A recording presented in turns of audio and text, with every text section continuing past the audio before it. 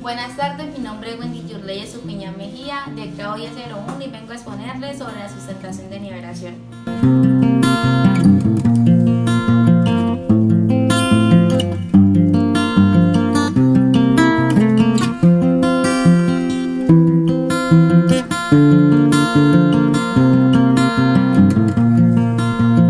La primera guía que me correspondió fue la lógica número 2. Es la manera de entender por medio de la cual captamos la realidad, mediante el concepto y su validez, el objeto y sus características. Primordialmente tenemos la razón, y esta nos da el juicio dependiendo de la operación de nuestro entendimiento. Hay algunos juicios, en su cualidad afirmativos y negativos, en cantidades universales y particulares, en relación categóricos hipotéticos. Se clasifican en problemáticos, asertóricos y apodícticos. También se puede decir que la lógica de esta guía presenta tres naciones, que son el concepto, el juicio y el raciocinio. ¿Qué es el concepto? Es una unidad de pensamiento generada mediante la agrupación de unos grupos de objetos individuales relacionados entre sí por características comunes. Validez universal del concepto. El concepto como representación determina las características esenciales del fenómeno al cual se requiere. El concepto y las características esenciales y occidentales del objeto. En el objeto perro podemos encontrar características de tales como mamífero, canino, blanco, grande, juguetón. De estas u otras características podemos variar sin que el objeto deje de ser un perro. El primer caso de características es llamado occidentales y son ignoradas por el concepto. El segundo tipo son las características esenciales y constituyen el concepto mismo. El juicio es la segunda operación del entendimiento por medio de la cual el entendimiento compara dos ideas o conceptos. En todo juicio hay tres elementos fundamentales, que son el sujeto, el predicado y la cópula. La preposición es una expresión verbal de un juicio. También se puede denominar oración. Las preposiciones se pueden dividir en dos, que son simples y compuestas. Algunas clasificaciones de las operaciones son las enunciativas, las interrogativas, las optativas y las imperativas. El raciocinio. El conocimiento en general se establece a partir de un encadenamiento. De hecho, parte de una idea o un concepto. Se verifica en las experiencias, se razona, se piensa y se relaciona con otros hechos. Y de allí se ingiere o se extrae algún resultado. Bases para un buen razonamiento. La existencia de dos juicios. Que en dicho juicio uno sea consecuencia del otro. La existencia de un origen lógico. La conclusión obtenida no puede ser igual a las premisas y que a partir de todo el proceso se amplíe el conocimiento.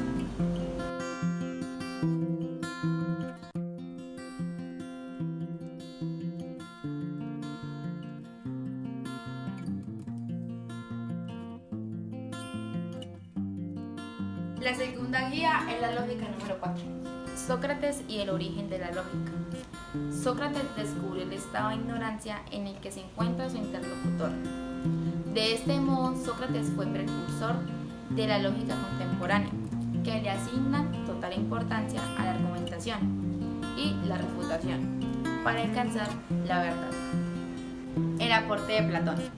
Al igual que Sócrates, también se puede hablar de la filosofía de Platón, en especial en el desarrollo de su concepción, conocimiento y ética. Ni Sócrates ni Platón hablaron expresamente de la lógica o hicieron tratados al respecto. Por eso se ha preferido fijar la atención en los filósofos de la antigüedad, como en el caso de Aristóteles. Tomaron como objeto de estudio la lógica. Aristóteles y la lógica del silogismo. Aristóteles fue quien desarrolló por primera vez una teoría de la lógica, en su texto El Ornanon. Aunque Aristóteles no haya utilizado ese nombre para sus escritos dedicados a estudiar las formas de razonamiento, llamado analítico. Para ello, la lógica considera como método a través del cual se deben explicar las formas de proceder todo tipo de razonamiento. El silogismo, para determinar la verdad o la falsedad de los juicios, estos deberán expresarse mediante posiciones relacionadas entre sí, es decir, mediante afirmaciones o negaciones, ya que son la consecuencia y el resultado de los vínculos lógicos establecidos entre ellas. Asimismo, la lógica no es solo necesaria y fundamental para el hombre de la ciencia o el intelectual, sino que también para el hombre común y corriente, tan necesaria que la misma naturaleza se encargó de proporcionarnos una lógica natural.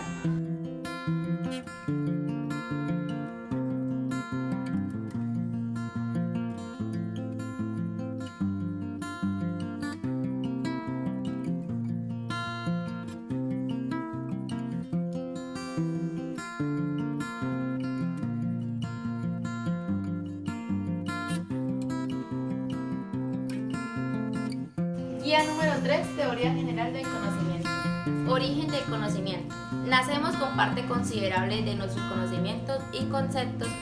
Muchos de estos los olvidamos con el tiempo o los volvemos costumbres. Empirismo genético. Se origina en la experiencia sensorial. Empirismo, teoría basada en el conocimiento que no puede confundirse con el empirismo genético, se basa en la experiencia. Hay dos tipos de empirismo, el empirismo radical, ningún conocimiento le justifica la experiencia, y el empirismo moderado, este sin alguna experiencia lo justifica. El racionalismo moderado, piensa que la razón cumple un papel fundamental en la justificación de nuestros conocimientos, pero no cree que los contenidos que la experiencia nos enseña deban ser completamente rechazados. Y el idealismo subraya que la realidad no existe independientemente del sujeto que la conoce. Lo indudable, según este modelo de conocimiento, es la existencia y la conciencia de la seguridad de lo que estoy pensando y conociendo. Podemos dudar de que exista más allá de nuestra conciencia los objetos que estamos pensando y conociendo, pero no es que tenemos conciencia y conocimiento de ellos. En el conocimiento denominó esos elementos ideas, queriendo decir que no pensamos o conocemos cosas, sino que sus representaciones mentales, las ideas, o a veces se pueden decir el conocimiento. El proceso del conocimiento es un proceso de construcción o organización de los datos que nos llegan a la realidad de los datos, que nos llegan procedentes de la realidad. La historia de nuestro saber. Si intentamos determinar cómo los hombres fueron conociendo o determinando la realidad de que nos rodeaban, a sí mismo o los demás hombres, pronto caeremos en la cuenta de que fue gracias al lenguaje oral, primer vehículo de transmisión del saber, elaborar o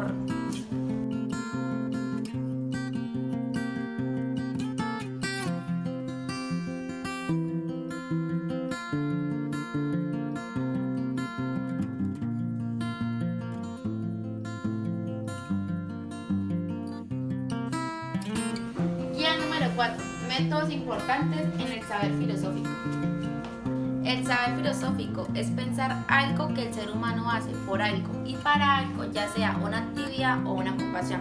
Esto surge frente a la dificultad que solemos tener al resolver un interrogante. Normalmente nos valemos del saber. El saber, ¿qué es? Es distinguir las cosas o situaciones. Fuentes del saber.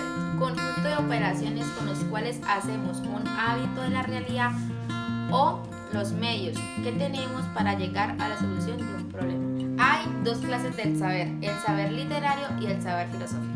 La historia de nuestro saber. Si intentamos determinar cómo los hombres fueron conociendo o determinando la realidad de que nos rodeaban, a sí mismo o los demás hombres, pronto caeremos en la cuenta de que fue gracias al lenguaje oral, primer vehículo de transmisión del saber elaboraron relatos de las cuales contaban a las personas sus descubrimientos y también sus fantasías, sus posiciones y coyunturas. El saber filosófico. Principalmente en nuestra época, tradicionalmente se ha considerado que el saber filosófico tiene una justificación de naturaleza lógica. Es decir, unas veces filosófica, el saber filosófico. Principalmente en nuestra época, tradicionalmente se ha considerado que el saber filosófico tiene una justificación de naturaleza lógica. Es decir, una tesis filosófica que acepta o rechaza la virtud de los buenos o malos argumentos que sustentan, siendo la lógica la disciplina encargada de discernir la calidad de ellos. Es decir, una tesis filosófica que acepta o rechaza la virtud de los buenos o malos argumentos que sustentan, siendo la lógica la disciplina encargada.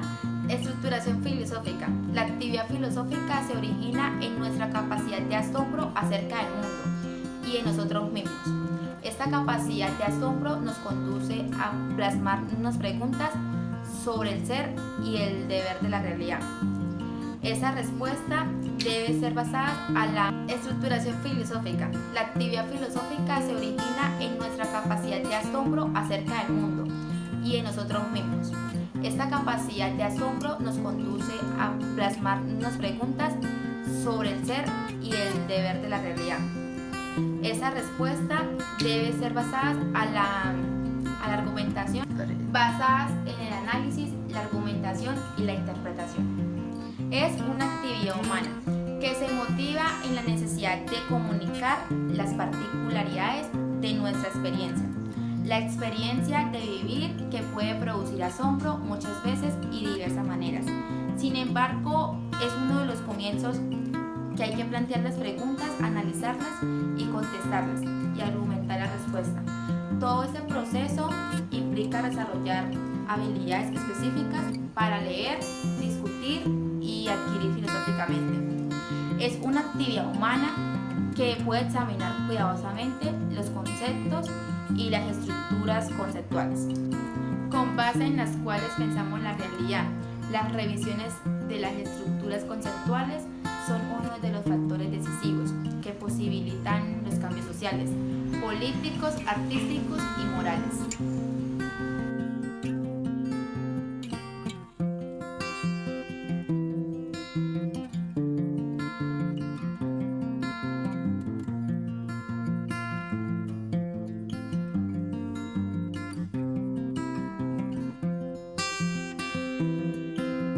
Por último, la guía número 5, escuelas psicológicas.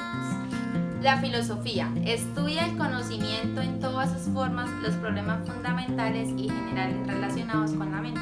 La psicología estudia principalmente la mente del ser humano y sus procesos mentales. El estructuralismo se centra en investigar la estructura de la mente de forma clara. El funcionalismo, cómo funciona la mente o los procesos mentales, promueven la adaptación. El principal exponente fue William James.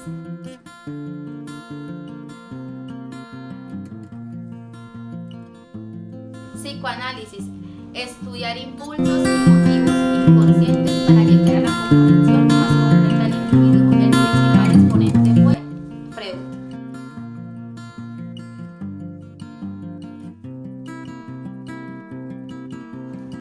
No todos los psicólogos modernos apoyan la teoría psicoanalítica de Freud, pero ninguno puede negar el impacto que este hombre tuvo en la psicología. Muchos teóricos posteriores fueron influidos de forma directa o indirecta por Freud, ya que construyeron, modificaron o reaccionaron a sus puntos de vista, a veces controvertidas. El trabajo de Freud dio lugar al desarrollo de la primera forma de psicoterapia, que ha sido modificada y utilizada por un número incontable de terapeutas durante la historia de la psicología. Ninguna otra escuela de psicología ha recibido tanta atención, admiración y críticas como la teoría psicoanalítica de Freud. Una de las críticas más populares cuestiona el hecho de que las teorías de Freud carecen de apoyo empírico, ya que sus conceptos no podían ser comprobados de forma científica. Muchas gracias por su atención.